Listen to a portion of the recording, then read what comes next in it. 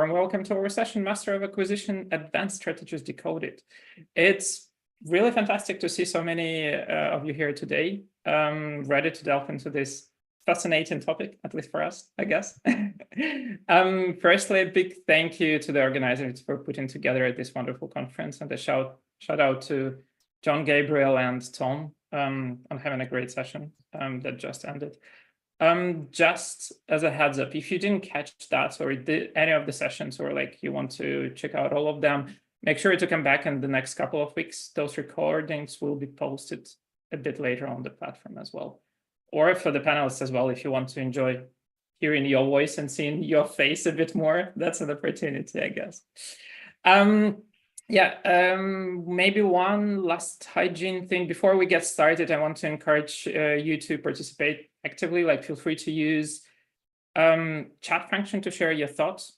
Don't hesitate to submit any of the questions. We will have a Q&A session at the end. We're planning with some like 10-15 minutes to be able to cover those as well. Your contributions are actually what makes this discussion truly enticing for everyone involved. So before we're delving into the nitty-gritty of the UA world, let's take a quick moment to introduce our fantastic panel members, each bringing a wealth of experience and knowledge to the table. And I'm just gonna start by how I'm having people on the screen. Goncalo. Yeah, hi. So my name is Goncalo Martins. I'm a VP of marketing at Boombit. So Boombit is a mobile game publisher. We are publishing different types of titles, all the way from hyper-casual to simulators to mid-core. So for the past 2 years, have been a pretty interesting ride with all these different genres and different audiences. And yeah, I'm overseeing the user acquisition and monetization teams. So that's what I'm going to bring here today, a bit of my thoughts. Nice, thanks a lot. Jatin? Cool. Hello, everyone. My name is Jatin, and I'm currently the head of UA at Technician. Technician, we are a mobile game publisher based out of Paris, specializing in hyper-casual, but casual games as well. It's something new territory for us in terms of publishing, but definitely an exciting genre to explore. And so far, like Technician, we published around 30 plus mobile games, and recently we celebrated a good milestone just 3 months back. Accumulated over 1 billion installs across our portfolio. So really excited to be here to share our know-how, knowledge, and basically sharing with the game development community. Nice. Awesome to have you. Awesome to have you, man. And Javier. Hi, everyone. I'm Javi, working at Google for the last 11 years. Starting the cloud team, and then I moved into the gaming space for the last 7 years and a half. I'm currently leading one of the gaming teams that support mobile gaming companies in EMEA. We currently support over 250 mobile gaming studios on the buy side, but also on different other aspects. Very excited to be here and to just spend time with all of you. Great stuff. And I'm Alexey Gusev. I'm head of growth here at Kwalee, responsible for all the topics UA at the moment. And I worked before at EMEA Games, Good Game Studios, Stillfront Group as well. Overall, stacking up to 10 years in mobile marketing. And I really love what I'm doing. So kind of not going around that and jumping right into that a bit. What could be on top of mind probably of quite many participants here today, how one could launch a successful game in 24, and maybe how is, like, from your point of view, an ideal UA versus product or with product preparation is looking like? And simultaneously, that would be very interesting to hear from Javier's side, whether there are any distinctive factor or successful game launch strategy on Google specifically. With that, Goncalo, if you don't mind beginning. Of course, let's do this. So this is why we're here, right? Cool. So yeah, on our side, I think because now we're focusing 2024, right? What will be, the biggest strategies, or what has changed a little bit from the past couple of years? Something that for us has changed a lot is the benchmark mentality, right? So far until at least the beginning of last year, we are very focused on these benchmarks that we were setting, not just as companies, but even as industries. Like we all remember that there was this retention metric, there was this CPI metric that all publishers in the industry were almost following blindly. And it was working because there was space for that. There was space for new titles. The benchmarks were clearly indicators of success. And everyone that was following those benchmarks were, achieving success on launching their titles. Nowadays, it's not really like that. I think at least on the Boombit side, we are letting the metrics and the initial metrics tell us more where to go instead of like the path being reaching those benchmarks. And here it's where it becomes interesting, because then user acquisition and the product team are working together, working hand in hand. And there is a lot more phases, right? Before was literally CPI phase. If the benchmarks are there, you go to soft launch/launch. Now you have a lot of these small phases where you're testing CPI, where you're testing your retention, your monetization, your conversion to payer. And this takes months. Before, especially on the hyper-casual era, it could take a couple of weeks, maybe a month. Now these phases, if they take 3-4 months, is more than normal, and they actually should, because it should really be building a proper product. So I think that what I want to share is the mentality of now the metrics are telling us more where to go, what type of title we're talking about. If we're talking about a title that is going to be a long retention one, but low ads based, if it's going to be a game of high intensity of ads, if it's going to be a game where you need to add a lot of IAPs to for the user to evolve in the game, and these are all being kind of like told to the product owners based on these initial tests. So that is definitely the biggest change, in my opinion. Interesting. And what is Technation's perspective on that, or what do you think about that, Jatin? Yeah, I mean, it's definitely like interesting in terms of the launch and soft launch of games in 2024. I mean, I agree with Goncalo in terms of moving away from the mentality of having a hardcore KPIs and benchmarks and just relying on, let's say, short-term game metrics, whether it was CPI or retention day one, and shifting towards like long-tail retention, because it's kind of also linked with what we are seeing in the gaming space, right? Like the hyper-casual is kind of stagnating when it comes down to like finding like a new game that can really scale to like millions of installs. Not saying it's impossible, but it's not that as easy as it used to be like a couple of years ago. And that's why like we are definitely pivoting launch strategy as well, keeping that in mind, but also adopting it more towards to casual and hybrid casual games. Having said that, like previously we would like rely on like two main stages of launch. Like first one would be the classic prototype test, where we are looking at KPIs like CPI and the retention day one, basically the early metrics, as Goncalo was highlighting, the benchmarks basically. And then if the early metrics are satisfying enough, we move towards directly to the soft launch. And it used to work, but like what we are seeing, like from our experience in 23, there's definitely some loopholes and challenges using this strategy. So now we adopted like 3-tier strategy on a side, or that's where we are pivoting in 2024.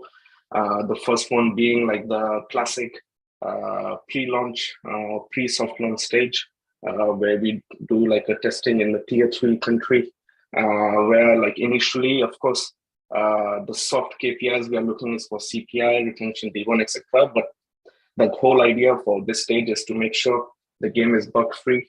All of the SDK integrations are done, both on the UA and Monet side. And also like if there are any early game improvements, right? Like we are working very closely with the game design and game development team, starting from phase 1 as part of this strategy.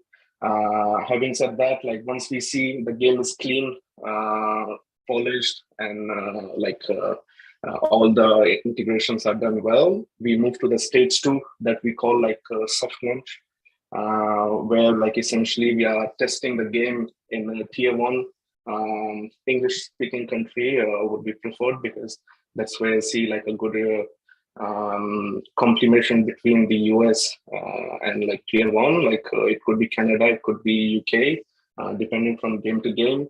And at this stage, what we are really relying upon is the monetization aspect of the game, meaning what's the purchase conversion rate, what's the split between the IAP and IAA, but also looking at the core game metrics in a long term, meaning retention and playtime, meaning like how's the retention D30, D20, and beyond, to see like how sustainable is game in terms of keeping the users engaged. And once we pass on the stage 1 and stage 2, it gives us the confirmation of if the game is ready to be launched or not. Once we see like in stage 2, the game is meeting our metrics, then we are like going in a target geo as a launch, which is most of the time is the US. And here, like we deploy like more or less all of the social and SDK networks to begin with. And of course, like at the same time, we are monitoring all the game KPIs, but from our experience, what we have seen, like the game, once it's passing on from the stage 2, there is generally like a good correlation between success between stage 3 and stage 2, basically. So that's our perspective in terms of the soft launch, especially as we are pivoting from hyper casual to more casual and hybrid casual space. Nice. That's interesting to hear those trends, and like talking with the guys from the industry as well. It seems like I have like predominantly mid-core background and running the games that, or like the way that I was getting the products to market from the product team was like, here is almost ready game with like 90 days of content. What is our KPIs? And what I'm hearing from the mid-core industry at the moment is like they're trying to go for the tests that were inherent to rather hyper casual approach. And in the hyper casual, we are trying to go towards the hybrid casual, hence like going for the games with a bit more longer lifetime values and longer retention as well. So it seems like both industries are kind of merging together a bit or going into the same place to a certain extent. Javier, from your side, are there any distinctive factors of a successful game launch strategy on Google? Does it make sense to involve Google already at a very early stages? And if yes, what is the main benefit of that? Yeah, I think I don't have as much visibility as Goncalo and Jatin on the all this previous stage on the launch before they start spending with us on Google Ads, right? But what we see is that the launch stage now it takes way longer, which means that developers are way more cautious and careful just to analyze how they can iterate, how they can improve the metrics before they go into a full global launch. One of the trends that I see, I think it was mentioned before it was just about CPIs and retentions. From Google, we can also provide like a blended benchmark on a specific category to see if they are, below or above. And I think that can give the studio an idea if they are ready to launch or not. But now I see longer retention metrics are becoming more and more important, because normally like payback windows, LTV models are a bit longer as well, right? So you need to find the sweet spot to understand what's that window is going to be.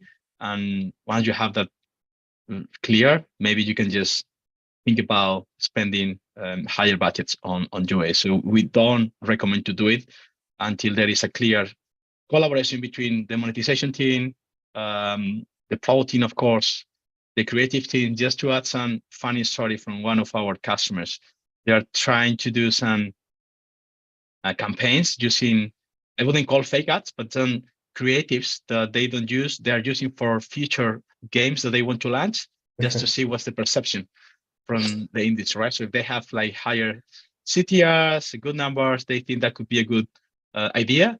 Otherwise, they just maybe save a couple of weeks for the developers to move forward. So we also see innovation in that aspect, but overall, I think there's way more tools now to look at different numbers, to make sure that when you go into a global launch, you have more confidence to be successful than a couple of years ago. Nice, very interesting. And actually, you have kind of mentioned one of the very interesting topic for me, specific, or I guess for quite a lot of people as well, the creative and the creative part of that.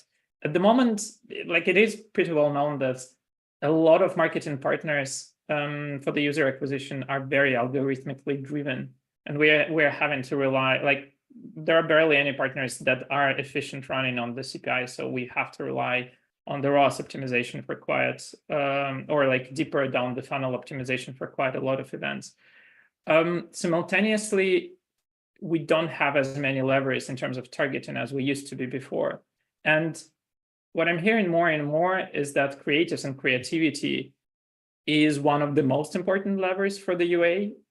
Would you say that that's, or is it something that you could confirm, or would you say that you are seeing the same trends for Google specifically?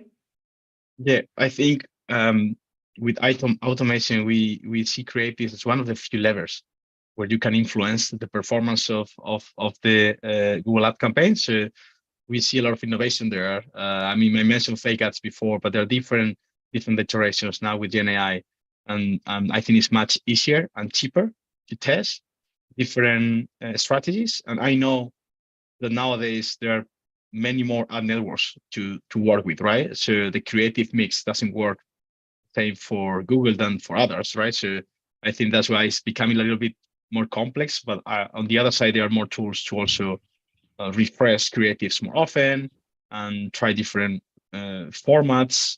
I also think different gaming categories works with different creative mix.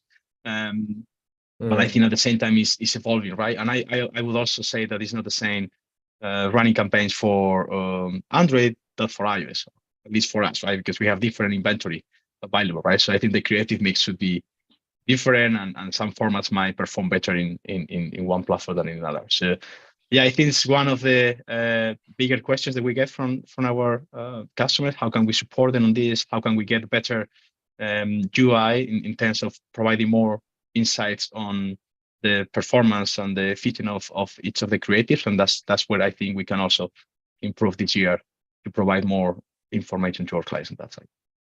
I think if I can jump just because following up Google, and that's a very interesting topic, because on our side, on the creative side, we, especially for our mid-core titles, we came up with like 3-4 different audiences for our users, right?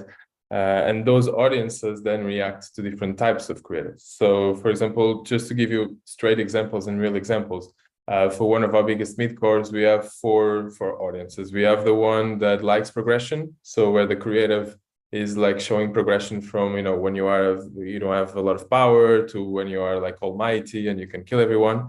Then you have the value ones, where you're just showing like really good offers, like how much you can buy and quickly have all the shiny things. Then we have the fails, which basically is just like you're just showing a user failing all the time, and then like this, you know, basically brings users that are trying to prove that they can be more effective than what they are seeing. And then we have the social dynamic, right? Like the showing that within the game you can create groups, you can play in the multiplayer, and on socials, it's one of the perks is that you can create different ad sets focusing on these different personas, because at the end of the day, they are actually different types of users and they are not really cannibalizing themselves, because the progression, just giving an example, but the progression creative is bringing us a much, much higher LTV than the fail one, right? The fail one normally brings high IPM, a lot of click-through rates, so that the users are cheaper, but at the same time, they just want to prove that they can win and not fail. So quickly they leave the game. While on the progression creatives, there's less click-through rate, less conversion, so the users are more expensive, but at the same time, they're there to, you know, to experience that progression evolution that takes much more time. You need to get much more involved with the game. And on Google, even on Facebook, on TikTok, you are given this opportunity of just creating these ad sets based on your personas. And that is working very well for us, especially for our mid-cores. While on the other hand, when you go to more to the SDK networks, even though, of course, you can add all these creatives, it doesn't mean that there's only one winning creative for one campaign. And a lot of the ROAS campaigns at the moment, they are bidding on the creative level. So each impression, even it's a unique impression. So they are choosing the best creative to show. We all know that at the end of the day, 80% of your inventory is going to come from one creative, right? Probably the creative that is generating the most click-through rate. So there you don't have that much space to utilize creatives in this way of actually going for different audiences, going for different users. And here is where the socials are playing a big part on the mid-core titles and more casual titles, I would say. That's a very interesting topic that you touched there. Did you actually have to adjust the creative testing process in order to like see the differences between this motivation-driven or marketing persona-driven creatives? Because you're talking at the moment about looking not only about like at the IPM, which is one of the defining factors, or has been one of the defining factors for quite a long time. Did you adjust anything in the way that you're testing the creatives in this case? So we didn't change anything the way we are testing the creatives. So this, our background is very on hyper casual. So when we started going into this mid-core and casual, it all was very new.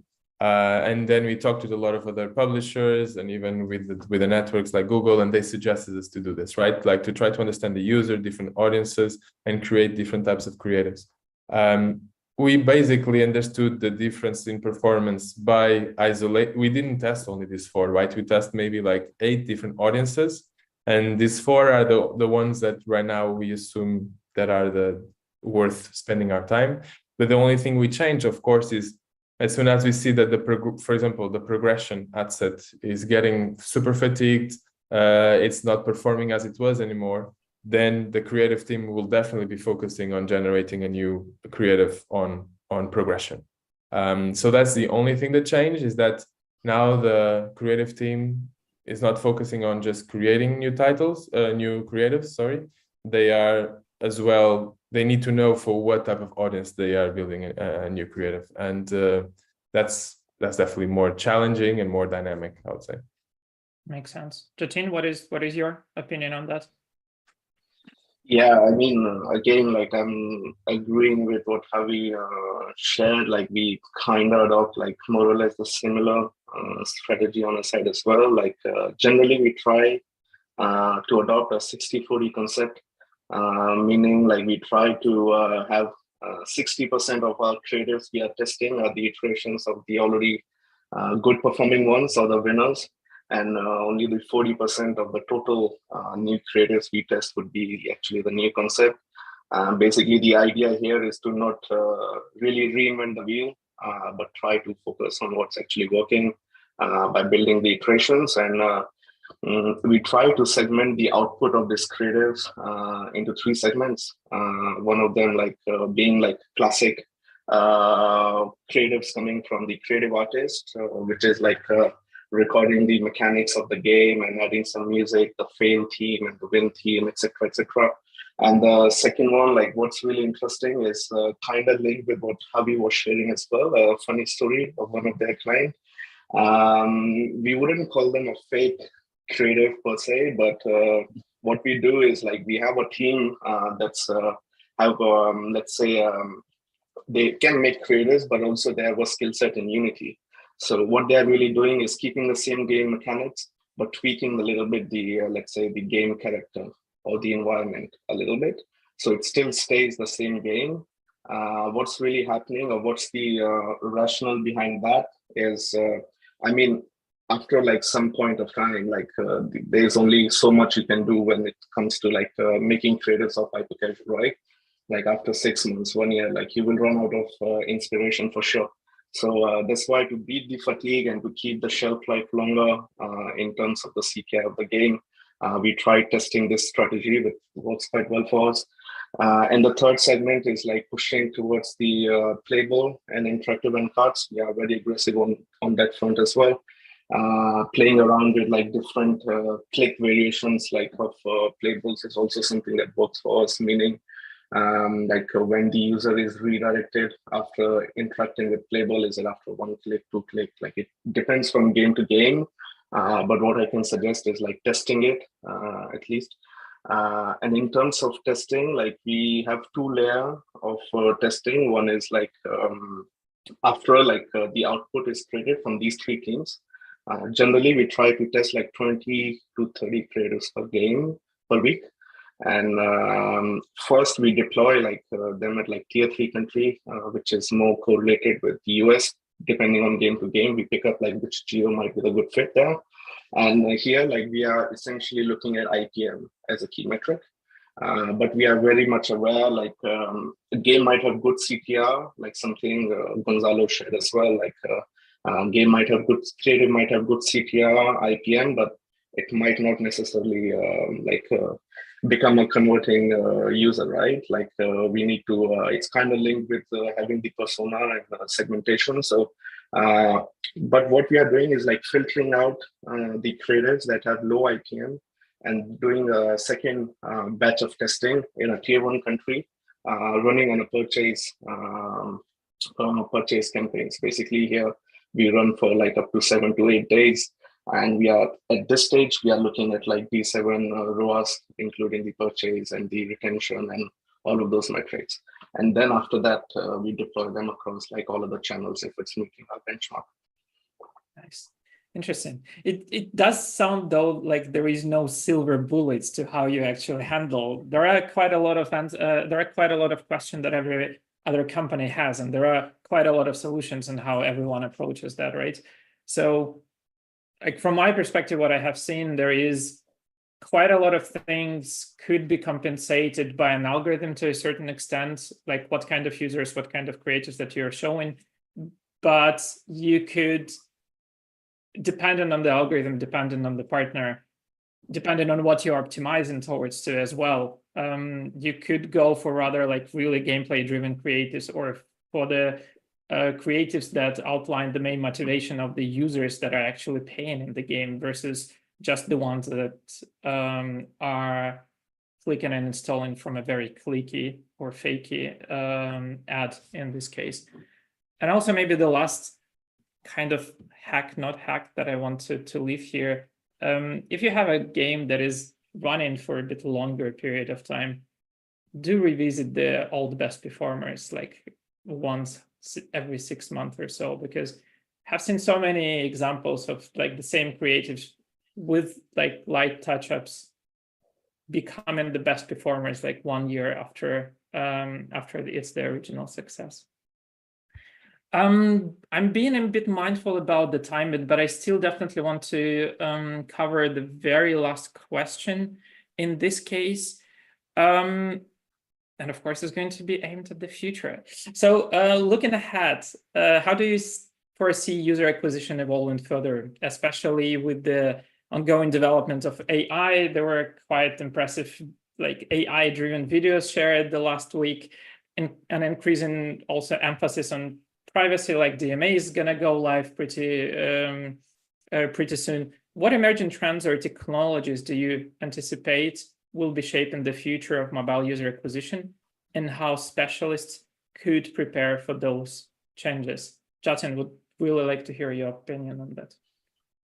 Yeah, I mean, sure. I mean, what I feel really with the emergence of AI that we are seeing, I mean, we witnessed like the announcement of Sora coming just last week, right? Like text to video concept, like it sounds like mind-boggling, but I think what it's really going to do is like help us iterate and like develop like new creatives at like another scale, let's say. Like currently, like manually, we are able to produce like 20 to 30 creatives, as I highlighted previously. But I think with the emergence of this AI tools like Midjourney, Sora, etc., we might be easily able to like 2x the space and do like more rapid testing, I believe, like which is definitely going to be building up to scale the user acquisition side as we rapidly do the testing. But I think it will put us on a drawing board again to make sure like how to do this rapid testing in the first place. because of course, like this testing requires budget, right? Like, and we need to see like how to do it efficiently and which geo to pick up and which placements to do the test, which networks to test. So we are working on that, but we are definitely mindful of the fact like in coming time, we will need to be prepared for like more intense testing on the UA side, but gonna touch a little bit upon the privacy side. Like, I mean, there is no silver bullet to dodge it, right? Like we still have like spill out from the scan issues. Like there is no right or wrong answer, like how people are tackling this issue. So there is no silver bullet to share, but like what I feel is going to happen, like in the UA term, the rise of retargeting is something like, I mean, we are also testing on the side as well, which is showing like good results where like instead of focusing on like, I mean, not saying like acquiring new users is not important, but like thinking a bit differently and retargeting the users who have already been acquired in the past and they're inactive for some reason or the other, and basically creating a deep link in a way that they are retargeted back inside the game and they are offered like some coins or some interaction or some like engagement rewards that makes them re-engage with the game back again. I think that's one way forward to like, not gonna say counter privacy, but like to basically make sure that the scale we have on the UA side, that's not impacted a lot. Nice, thanks a lot for that. Goncalo, what is your take on that? Yeah, I mean, we also have a few ideas for 2024. I would say touching a little bit on automation for us, or at least in my mind, like automation now it's kind of mandatory, right? Especially on campaign creation, on bid change, etc. But I think nowadays that kind of automation is only saving us time. But on the other hand, what has been really effective for us is alerting, right? So having all these alerts available for the UA managers, letting them know beforehand, before they actually find the issue or find the space or finding the campaign that capped or finding the campaign that has been spending only $500 at like minus 30% for 3 days when it should be like at 0%, right? So sometimes alerting is really what is saving us money because it's allowing us to act on the campaigns directly instead of just reacting to when there's a loss, to when there's a space, etc. So that has been like pretty important for us. And just quickly, just very quickly going over the AI topic, just wanted to leave a thought because, everybody is, of course, focusing on the creative side. It's definitely going to be very impactful. Even on the game design side, it's also going to be very impactful. But I think would be interesting as well if publishers, studios, would start thinking of how can AI really nurture your whales, like nurture your purchasers. How can we make sure that the purchasers that at the end of the day are the most important users that we have, they feel supported, they have more content, they feel more involved in the game. Let's imagine that there is like a 24/7 AI bot communicating with them or understanding what they want from the game and giving them more of that. And I think, right now we're very focused on the image side of things, so game design and creatives. But who knows, sometimes even having that 1% of whales spending 30% more will have a much bigger impact than having like a super nice creative that is going to increase your IPM by like 20-30%. So just food for thought. Nice. It's exciting, but a bit scary as well, to be honest, exactly. Like how quickly it progresses. Javier, would love to hear your opinion as well. Yeah, I fully agree with both of them. I think last point from Goncalo is I think the role of the marketer is evolving, and with automation, I've been on this industry for 7 years, and when I started working, we didn't have even universal app campaigns, so everything was manually. We have to do keyword by keyword just to upload into the campaigns to make sure they can target specific audiences, right? So if you see how the role of the UA manager has evolved at the moment and how I think it's going to move in the next couple of years, I can see what Goncalo said. We can probably have more like a data analysis, just identifying trends, identifying opportunities, working closely with the creative teams, with the product teams, with the monetization team as well, to just gather data. How do we make sure we maximize live ops, right? How do we make sure we're better than the competition, right? And I think overall automation is going to be good to also reward the best games.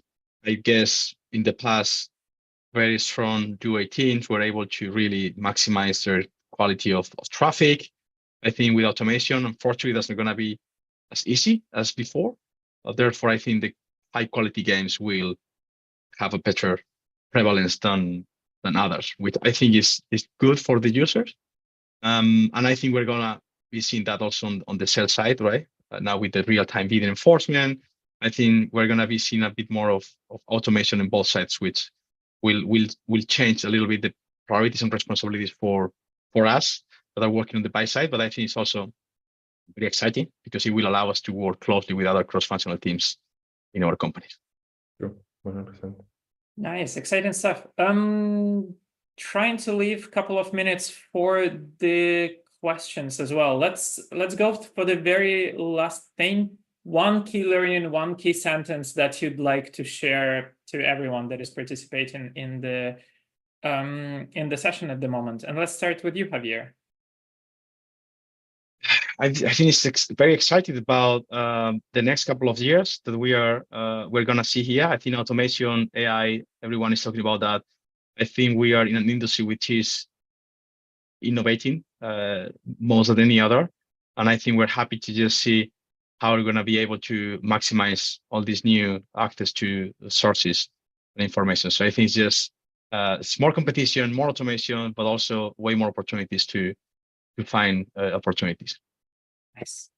Goncalo?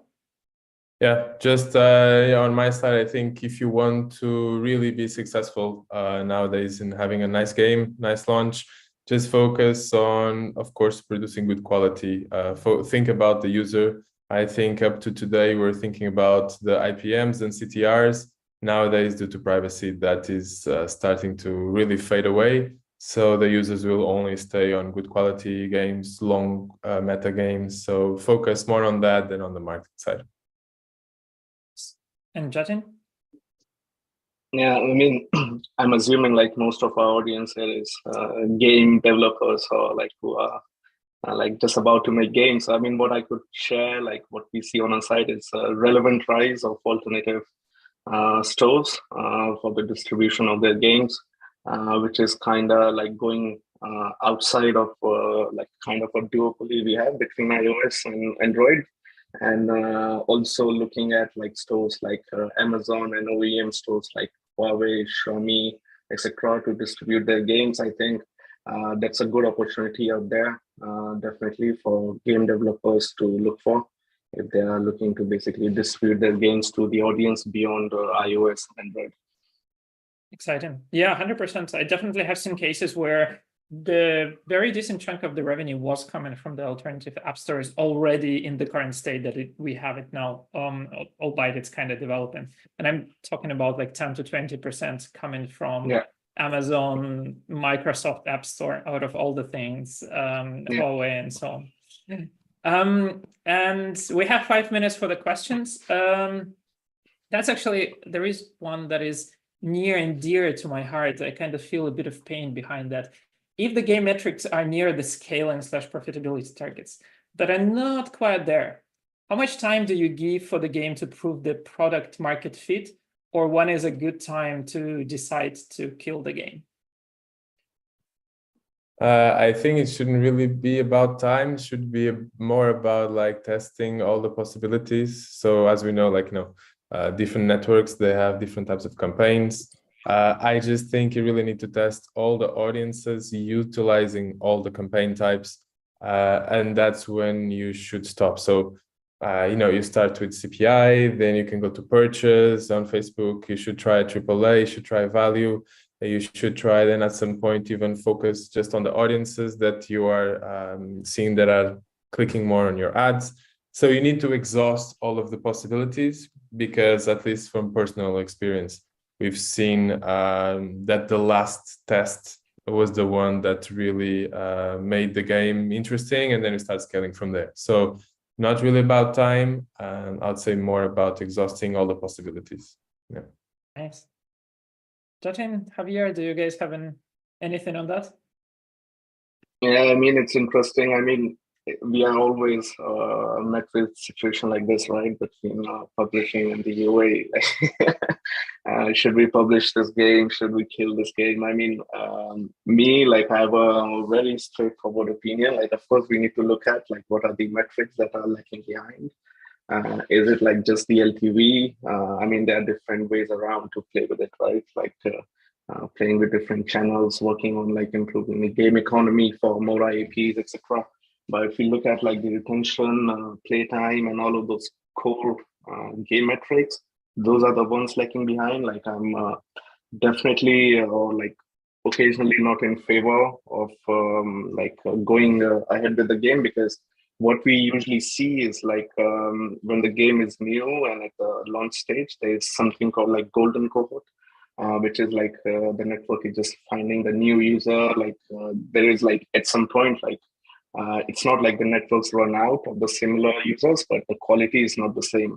Having said that, like the retention, playtime, they for sure like drop after a month or two. So if you're like already below the benchmark and you're willing to publish the game, like it puts you in a danger. Like after a month or 2 or 3 months, like you will be even lower in terms of the metrics. So yeah, I mean, if you're low on the core metrics like retention, playtime, etc., and you have run out of the scope of doing the game iteration, like we would usually like kill the game at this stage. Yeah, and just to add something different, like, yeah, of course, just testing live ops creatives mix to see if you can improve anything.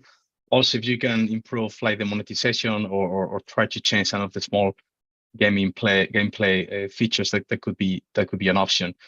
Another thing that I always recommend, and it depending on the subcategory, right?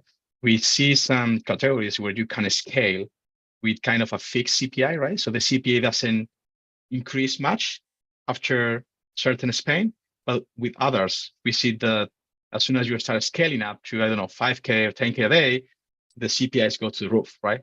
So if you are not kind of clear about the break even at the beginning, once you want to scale that game, it's going to be very harder, right? So that's something for the developer to take into consideration. Nice, good one. Yeah, from our perspective, or from, let's say, the way that we are running the games, you really need to look at the whole funnel to figure out where the issues are, and the marketing and the product need to be working very, very closely and intertwined together to be able to figure out if you have exhausted all of the questions that you have, or all of the things that you aim at improving, or if the last 3, let's say, updates didn't really bring any tangible uplift on the metrics that you would like to improve, it might be a good time for you to stop, unfortunately. We are unfortunately already out of time for this, so it is kind of a pity, to be honest, for me. I would like to be speaking way longer with you guys, but yeah, like, thanks a lot for being part of that. Thanks a lot for being part of the discussion. That was really interesting. And yeah, looking forward to maybe having a bit more of those, if not at the Game Masters, but maybe at the other conferences. So thanks a lot, guys. Really appreciate your input. Thank you very much. Your contributions really made it truly worthwhile.